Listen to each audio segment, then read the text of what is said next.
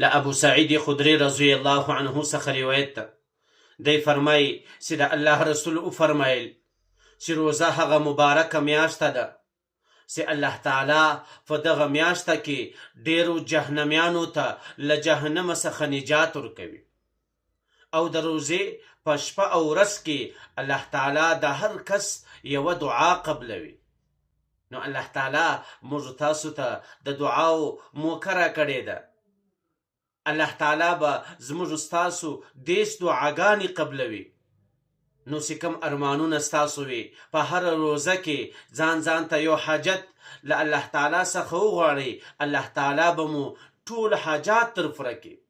نو اوس که څوک قرضدار وي هغه دې د قرض خواست له الله تعالی څخه یو ورځ وکړي.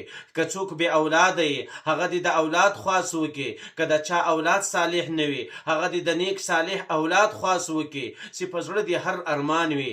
الله تعالی دې هره ورځ یوه دعا قبلوي. نو الله تعالی موږ تاسو ته بیا موقع راکړې ده. الله تعالی دې موږ تاسو په خیر او عافیت سره تر دې مبارکې میاشتې پورې ورسوي. الله تعالی دې د نیکو اعمالو توفیق راکړي.